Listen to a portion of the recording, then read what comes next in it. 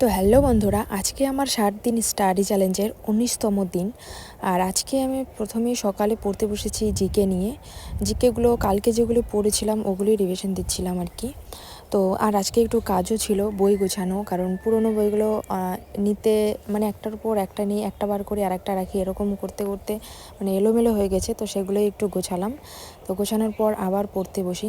তো আর একটা কথা বলি, মানে আমি কম পড়ি বা বেশি পড়ি আমি তার জন্য দেখাচ্ছি, তোমাদের সাথে ভিডিও শেয়ার করছি সেটা নয়। অনেকেই আছো আমার থেকে বেশি পারো বা বেশি পড়ো, আবার অনেকেই আছো হয়তো আমার মতোই পারো।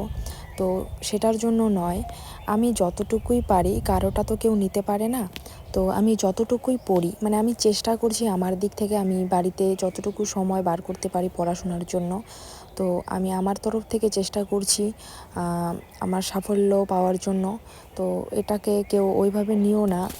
আমি আমার পড়াটুকু যতটুকু সময় বার করে পড়তে পারছি বা যতটুকু পড়া কমপ্লিট করতে পারছি, বাস ততটুকুই তোমাদের সাথে জাস্ট শেয়ার করছি, তাছাড়া কিছুই নয়।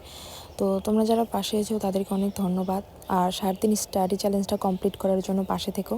আর আজকের ভিডিওটা এই পর্যন্তই। সুস্থ থেকো, ভালো থেকো। জয় হিন্দ।